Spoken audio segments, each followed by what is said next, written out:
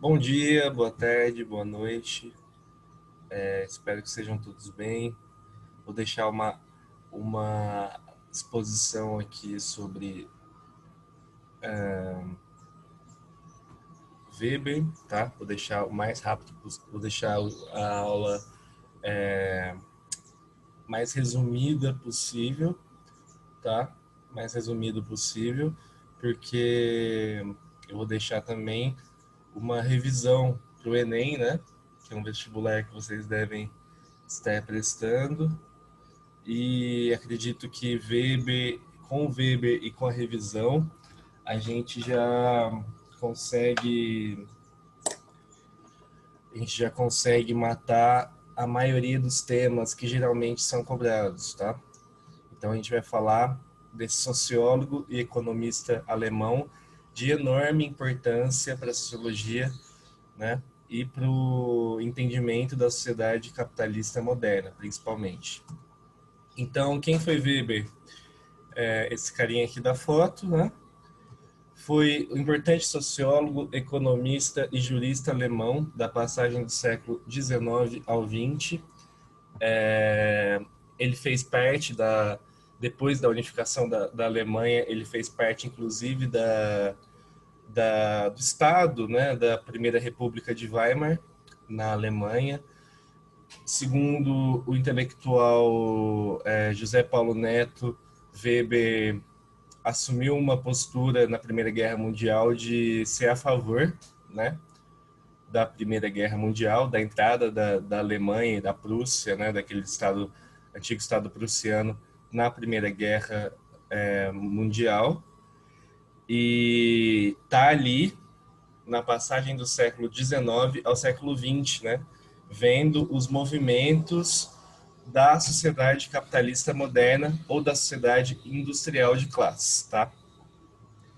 É um autor que deixou um enorme legado à economia, à ciência política, à sociologia das religiões, à sociologia do direito, aos estudos históricos sociais de diversas sociedades antigas, à sociologia das cidades, à sociologia econômica, à sociologia do trabalho e ao método sociológico, tá?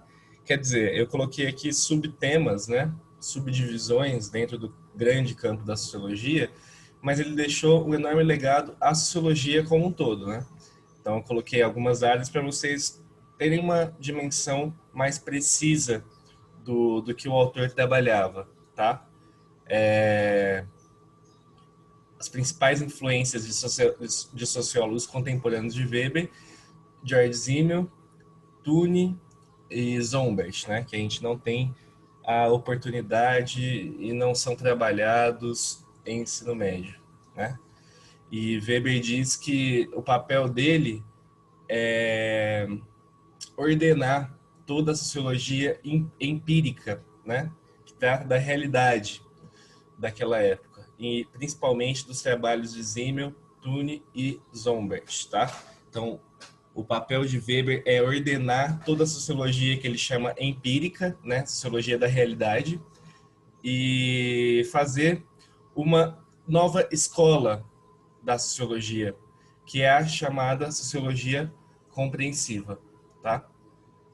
Sociologia compreensiva. Isso é a escola que Weber está inserido, tá? Sociologia compreensiva. É, uma, é um cara que vai dar muita atenção para o método, tá? Para o método. Como a gente deve observar, ou como a gente deve chegar, melhor dizendo, ao estudo sociológico, né? Como eu já havia explicado para vocês em outras aulas, o que significa o método. Tem essa, tem esse, tem essa visão, né, de como se investigar o objeto de estudo sociológico. Aí eu coloquei alguns pressupostos básicos da sociologia compreensiva de Weber, tá? A sociologia é uma ciência da realidade, é empírica, tá? Nesse sentido. Aqui, no ponto 2, a gente tem uma diferença gritante entre Weber e Durkheim, Durkheim queria estudar, para Durkheim, a sociologia deveria estudar a coisa, né, que é o fato social. Sociologia, em Durkheim, significa estudar coisas. Em Weber, significa estudar problemas, problemas sociais, né? O que o sociólogo deve fazer? Compreender aquele problema, interpretar o problema, dotar o problema de sentido, tá? Dotar o problema de sentido, de razão, tá? A função da sociologia para Weber é estabelecer relações causais dos problemas estudados, conexões lógicas, racionais e históricas. O que significa estabelecer relações causais? Uma relação de causa e efeito, tá? Então, as coisas, ela tem uma causa e elas têm determinações, tá? Que vão gerar efeitos, beleza?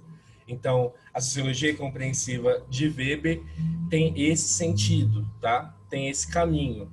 Ela estuda problemas, tá? Ele estuda problemas. Ele estuda, que é o objeto de estudo da sociologia. Ele quer estabelecer relações causais, né? Dos problemas estudados. Então, aqui a gente tem uma diferença gritante de Durkheim e Weber. Inclusive, para Durkheim, né, aquela lógica da sociedade orgânica, que possui um sentido, né, que possui leis naturais, invariáveis. Weber não acredita em nada disso. Para ele, o mundo em si não tem sentido. É o humano, é o agente social que dá sentido ao mundo, com as transformações sociais, com as revoluções, com o agir social. E aí que a gente vai chegar na ação social, tá? Que é um conceito fundamental de Weber, porque a gente falou que a sociologia de Weber trata de problemas sociais, mas isso está muito amplo, né? Está muito vago. Para ele, a sociologia é a ciência que tem como meta a compreensão interpretativa da ação social, tá? De maneira a obter uma explicação de suas causas, de seu curso e de seus efeitos. O que é o agir social? É toda conduta humana que possui um sentido no seguinte sentido, um sentido no senso de intenção, de motivo, né? Por isso que vai ser uma sociologia que também vai buscar elementos da psicologia, em certos aspectos, né? O entendimento da a importância da cultura, né? Que gera valor, que tem valor do indivíduo, né? Do agir social dos indivíduos. Aqui já é uma diferença gritante com Marx também, né? Para Marx, a gente tem que entender a infraestrutura econômica da sociedade, né? Para compreender a ação dos indivíduos. Para Weber, a gente deve compreender a ação dos indivíduos, tá? O agir social. Então, o que é o agir social? Uma determinada forma de mentalidade, comportamento, atitude, na qual os sujeitos da ação estabelecem um sentido mental subjetivo. Subjetivo no sentido de que eles próprios estão fazendo aquilo, né? Um motivo. Todo motivo pode ser analisado cientificamente. Quais são suas evidências, repetições, regularidades. Então, se Marx está preocupado em entender a infraestrutura econômica, como eu expliquei para vocês, a economia, o modo de produção, para entender o indivíduo, o Weber quer entender o agir social, o indivíduo, porque é isso que forma todas as ideias, a estrutura econômica e todo o resto da sociedade. Então, é uma preocupação com o agir social, tá?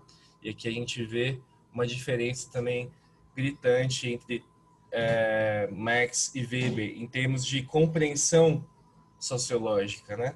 Que pode estar ali dentro do método, tá? O método é aquela visão de mundo, como eu já falei para vocês. Então, ele estabelece os 4 tipos puros de ação social, tá? São classificações, tá? Modelos abrangentes da ação social, beleza? Ele fala que não é como se isso fosse uma verdade que não pode ser... Enfim, não é como se não pudessem existir novas formas de ação social, mas ele classifica e tipifica 4, tá? Duas, a primeira e a dois, são ações irracionais, perdão. A 3 e a 4, ações racionais, tá? E aí elas têm diferenças, obviamente. E vamos entender uma de cada vez. Ação irracional, emotiva e afetiva. Aqui, Weber está preocupado com o agir social, né? O motivo do indivíduo que está ligado às emoções, às paixões, às pulsões, aos sentimentos. As emoções possuem formas sociais, formas de estar no mundo. Então, sei lá, se o indivíduo comete um crime passional, né, como chamam no mundo do direito, vingança, vingança no âmbito sexual, né? Isso estaria na ação social, na ação irracional, emotiva e afetiva, né? Porque é um tipo de ação social.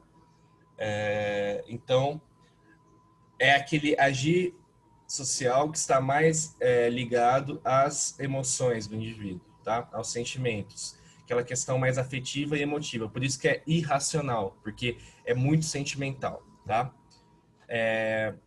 Ação irracional tradicional, o 2. Aqui diz respeito a afetos, sentimentos coletivos rotineiros baseados no costume. Exemplo, religião, tratamentos familiares ou domésticos. Quer dizer, uma ação que não é necessariamente racional, porque é baseado nos sentimentos coletivos, no costume, aquilo que você não fica pensando muito, né? Você não usa a sua racionalidade, porque você adquire aquele valor, né? Uma passagem histórica, né? Talvez sua mãe, sua família te ensinaram a fazer aquilo, tá? Aqui, Weber está preocupado com o agir social referente aos costumes, tá? Então, sei lá, se você é cristão e sua família impôs, né, os dogmas do cristianismo para você, isso é um agir irracional tradicional, tá? Ele diz mesmo, o Weber, que às vezes que muitas vezes o agir social vai ser os dois, né? Ele pode ser um agir social irracional, emotivo e afetivo, e pode ter também uma base tradicional nele. Quer dizer, o patriarcalismo, por exemplo, né? A ideia da figura do patriarca, de respeitar o patriarca. Isso pode estar dentro do espectro das emoções, das paixões, das pulsões, dos sentimentos, né? E pode se tornar algo tradicional, né? Quando colocado nessa questão histórica, né? O tradicional ele leva mais em consideração a questão histórica da coisa, né? Algo que é carregado, culturalmente carregado, né? E transmitido, tá? Acho que deu para entender a ideia, né? Então a religião é muito forte, né? Como a gente respeita os mais velhos, né? Por que a gente respeita os mais velhos? Porque a gente foi ensinado assim, tá? Foi transmitido para nós essa ideia. Então, ação irracional tradicional. Terceiro lugar, ação racional com relação a valores. Uma orientação, uma meta, uma expectativa que o agente possui como dever ou honra. É o que vocês fazem, por exemplo, estudando para o vestibular, né? Escolher profissões, tudo isso possui valores. Valores no sentido de algo que agrega para vocês mesmo, né? No sentido de orientação, aquilo que vocês querem fazer com o futuro de vocês, né? Então, aquilo tem valor para vocês. Por exemplo, estudar para passar no vestibular, né? Por que você estuda para passar no vestibular? Para ter um futuro mais garantido, né? Que também pode ser um fim, que é o 4, né? Quer dizer, nós somos seres complexos, né? Então é claro que às vezes pode ser uma mistura dos dois, né?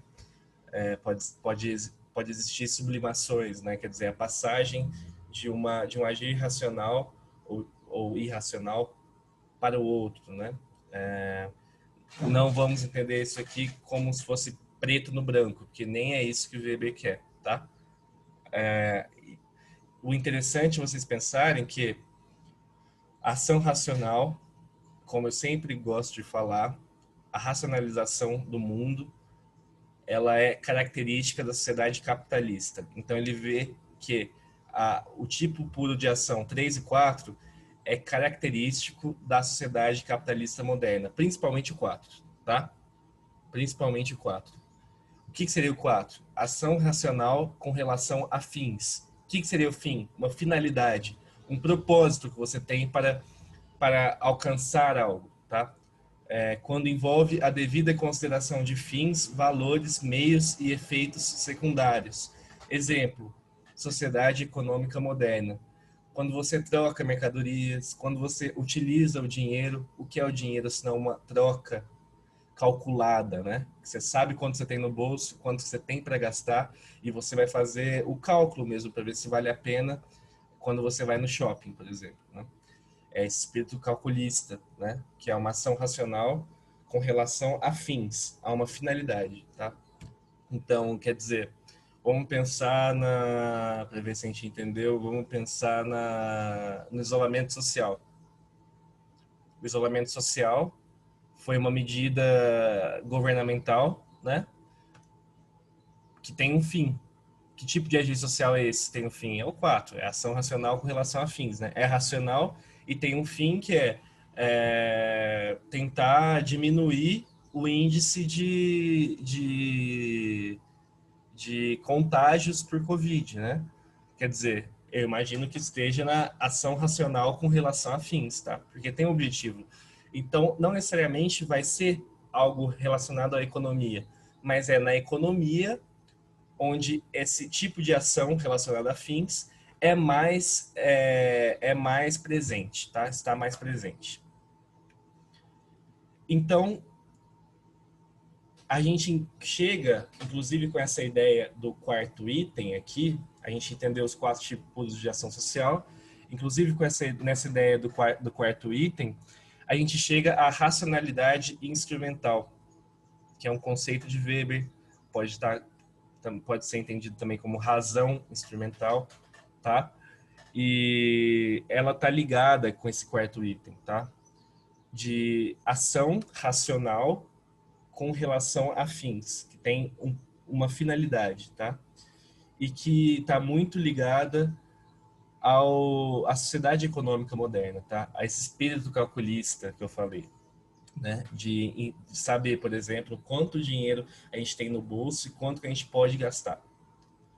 Quanto a gente pode, né? Então, o que é razão instrumental? Vamos para alguns pressupostos básicos. A sociedade capitalista moderna, para esses sociólogos, não só Weber, né, mas para aqueles que eu citei, Simmel, Zombert, Tune, para esses alemães da época, eles estavam percebendo que a sociedade capitalista moderna ela estava se guiando para se tornar uma sociedade na qual a redução do sentido da vida se daria a redução do sentido da vida ao ideal de enriquecimento sem limites. Quer dizer, viver se tornou como fim, né? O ganhar dinheiro sem limites, tá? A modernidade ela passa a ser pautada por uma racionalidade voltada para a realização de fins, tá? Quer dizer, produção, tá? Ganhar dinheiro, lucro. Aceleração da produção desprovida de condicionamento ético. Quer dizer, não existe mais freios para essa produção de riqueza. Não existe nem freios religiosos, não. A ética dessa sociedade capitalista é criar obter, produzir, consumir. Aquela famosa pergunta, né, do que é mais importante, ter ou ser, né? Na sociedade que a gente vive, da racionalidade instrumental, é o ter, né? Os princípios ordenativos, valiosos dessa sociedade. Um sistema que apenas seguia pelos princípios de grandeza, eficácia, produtividade, crescimento. Um sistema que vai usar a razão instrumental, ou seja, vem de uma racionalidade que tem como instrumento é um meio, né, para alcançar algo. O que ele quer alcançar? Que é a racionalidade instrumental, que vai ser, digamos assim, um conceito fundamental de Weber para entender a modernidade, né, que é a partir do capitalismo industrial. Já cansei de falar isso também. Do século XVIII, começa no século XVIII e vai se esparramar por toda a Europa, Estados Unidos, no século XIX. Qual que é a racionalidade instrumental tem como meio, né, para chegar a qual fim? Acumular renda, recursos, oportunidades, né?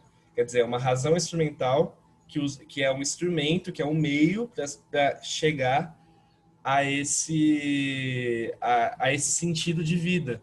Um sentido que se baseia em acumular renda, recursos, oportunidades, tá?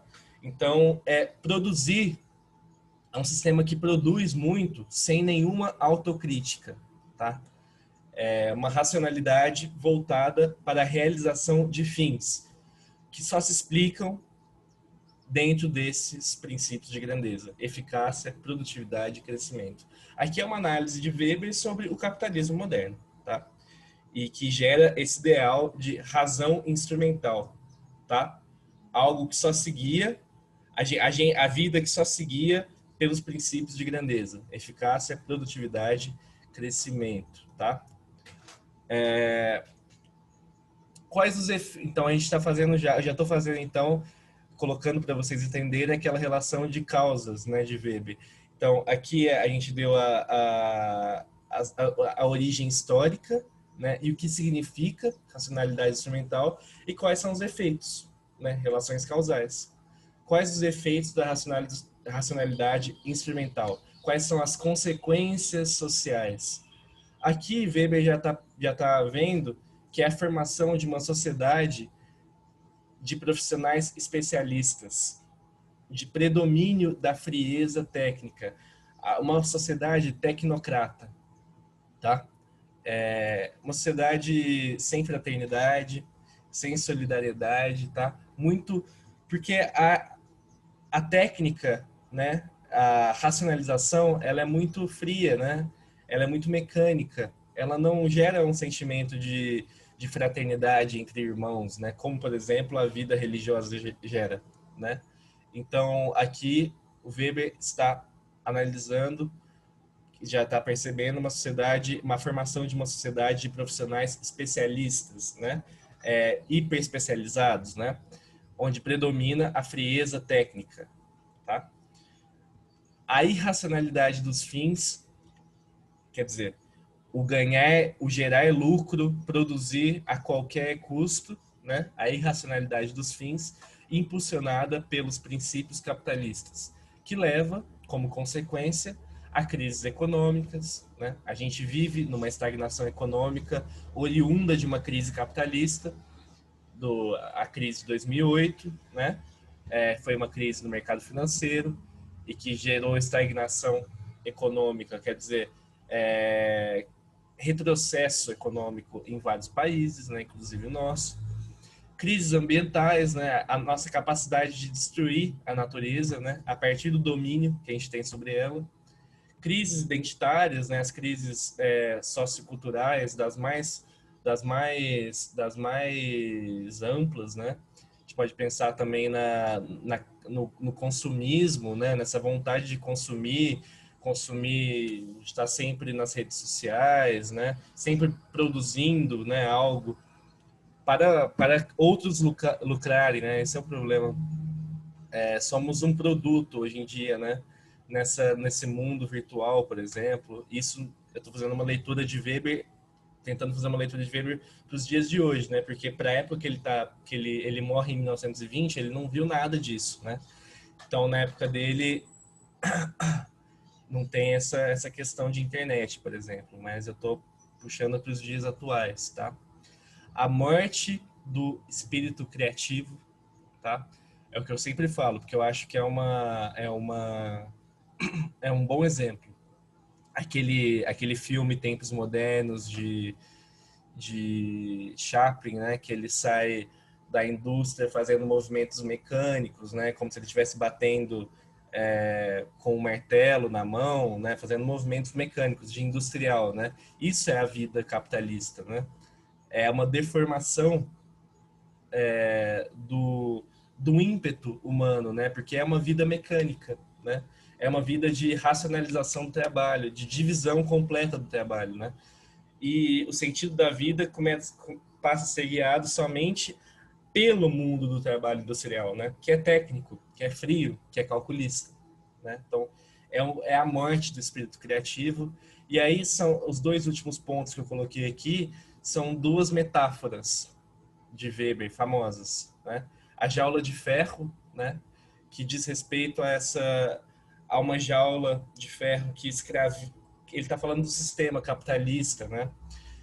Algo que escraviza o indivíduo, né? A sociedade capitalista que escraviza o indivíduo, e a gente tem uma dependência tecnológica e monetária, né? Uma dependência dessa sociedade, né? A gente passa a ter. Então a famosa equação, a metáfora jaula de ferro, que também pode ser chamada de gaiola de ferro, e a metáfora do desencantamento do mundo, que é muito bela,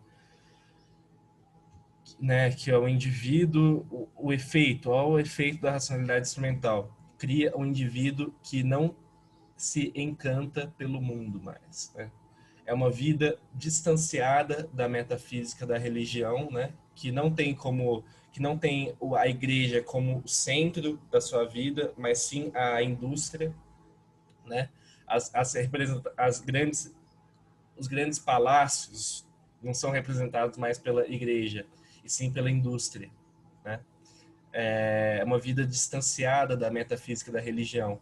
E é justamente essa metafísica que gera uma vida que encanta o indivíduo, né?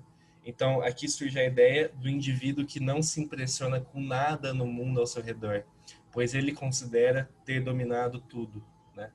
E aí eu coloco uma frase do Weber: uma noite polar, glacial, sombria e bruta, né? A vida dura do capitalismo. Então, são efeitos da racionalidade instrumental, né? Efeitos nocivos, né? Maléficos, tá? Para o indivíduo. Então pensem em cada uma, né, dessas questões. Não vai dar tempo de eu voltar muito, né? Porque eu não quero fazer uma aula muito longa. Estratificação social é um tema que cai muito no Enem. Estratificação social são classificações a partir das condições socioeconômicas dos indivíduos e das famílias, tá? Na sociedade capitalista, a gente fala de classe social para isso, tá? Mas, sei lá, na Índia, a gente fala de estratificação de castas, né? Sociedade de castas, por exemplo. Em sociedades rurais também fala muito castas, tá? Sociedade capitalista, classe social. A gente viu em Marx que a pirâmide social de Marx são aqueles que, como ele classifica, né? Os donos do meio de produção, os burgueses no topo, e os proletários, que é aqueles que vendem a força de trabalho, o resto, né? Em Weber é uma diferente classificação, então já pensa nessa diferença, tá? Weber, ele leva em consideração os rendimentos, os ganhos, né? Se você for assalariado, os seus ganhos, a rentabilidade, né? Geralmente aí vem mais no sentido de ser capitalista burguês, né? O poder de consumo, tá? Qual é o seu poder de consumo numa sociedade capitalista que é uma sociedade de consumidores também, né? Tipo de trabalho exercido, qual é o prestígio da profissão e da ocupação e a posição social conferida, poder, o status, tá? Ele leva em consideração essas causas para falar da estratificação social, tá? Que é classificações a partir das condições socioeconômicas das famílias ou dos indivíduos. Então, em Weber, começa a classificação classe baixa, classe média, classe alta, né? Que é o que muito próximo do que a gente usa, né, como critério formal de analisar pirâmides sociais, né, no IBGE, por exemplo, mas hoje é mais usado a classificação de classe A, B, C, D, até E, eu acho, né? Mas aqui em Weber começa essa classificação até mais específica, né? Mais detalhada, eu acho, da estratificação social, né? Essa classificação de classe baixa, classe média, classe alta. Como ele pensa isso? Como que ele categoriza? Ele leva em consideração os rendimentos, que são os ganhos, a rentabilidade, o poder de consumo, tipo de trabalho exercido, prestígio da profissão, a ocupação e a posição social conferida, o poder e o status, tá? E aí eu vou gravar outra aula, vou deixar para vocês fazer uma revisão bem resumida para o Enem, tá? Para vocês fazerem uma boa prova do Enem, tá? Então, vou deixar depois uma revisão zona do Enem, de filosofia e sociologia. Então, é isso. Muito obrigado a todos.